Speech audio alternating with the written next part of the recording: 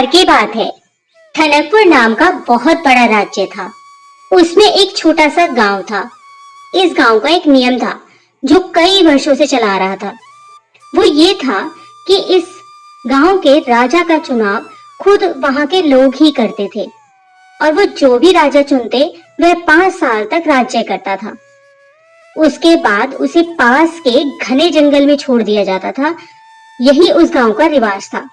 परंतु आज तक उस जंगल से कोई राजा वापस नहीं आया था और न ही किसी ने यह जानने की कोशिश की थी कि वो सब राजा कहाँ चले गए। अब पुराने राजा के 5 साल पूरे हो चुके थे। लोगों को नए राजा की तलाश थी। उन्होंने पुराने राजा को जंगल में छोड़ दिया और नए राजा की तलाश में निकल पड़े। अब उन्हें समझदार और एक चतुर राजा की आवश्यकता थी। नए राजा के चुनाव का काम राज्य के मंत्री को सौंपा गया। राज्य के मंत्री ने किशोर नाम के एक व्यक्ति के बारे में बहुत सुना था। किशोर एक बहुत गरीब व्यक्ति था और वह पास के गांव में ही अपने परिवार के साथ रहता था। एक दिन मंत्री किशोर के पास गए और उसे सारी बात बताई।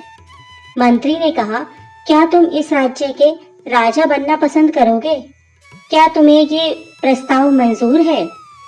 किशोर थोड़ी देर के लिए चुप हो गया और कुछ सोचने के बाद बोला, मुझे 1 दिन का समय दीजिए आप, मैं फिर आपको बताता हूँ।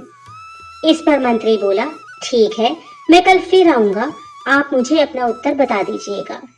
मंत्री के जाने के बाद किशोर ने सारी बात अपनी पत्नी को बताई।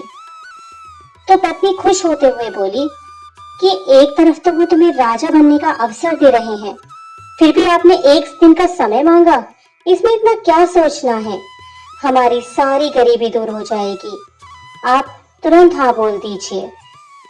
किशोर ने कहा, लेकिन क्या तुम जानती हो कि इस राज्य का नियम है कि पूरे 5 साल होने के बाद वह राजा को बदल देते हैं और पास के जंगल में छोड़ देते हैं, जहां से आज तक कोई भी राजा वापस नहीं आ पाया है और किसी को यह तक पता नहीं है कि वह राजा कहाँ गए, उनका क्या हुआ, किसी जंगली जानवर ने उन्हें मार दिया या कोई भूत बला उन्हें उठा कर ले गई।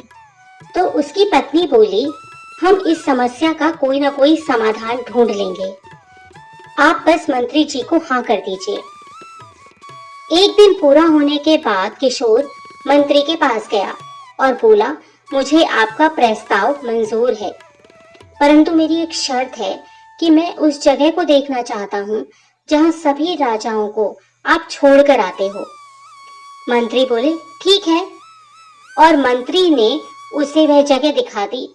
किशोर ने देखा चारों ओर घना जंगल था, वहाँ जानवर भी हो सकते थे। फिर वह वहां से चला गया और राजा बनने के बाद उसे सबसे पहला जो काम किया वह था कि वह उस जंगल में गया और उस जंगल को साफ करवाने का आदेश दिया। वहां लोगों के रहने की व्यवस्था की, रोजगार उपलब्ध कराए और जंगल को साफ करके एक नया नगर बसा दिया। कुछ समय बाद किशोर को राजा बने हुए 5 साल पूरे हो गए। प्रथा के अनुसार उसे भी उसी जगह पर, जहां पहले जंगल था और अब एक भरा पूरा नगर बस चुका था, छोड़ दिया गया। अब वहां उसे किसी प्रकार का कोई खतरा नहीं था। वहां किशोर आराम से अपने परिवार के साथ रहने लगा। इस तरह से किशोर और उसकी पत्नी की सूझबूझ से उनकी जान बची और उन्होंने एक अच्छी और सुदृढ़ जिंदगी जी।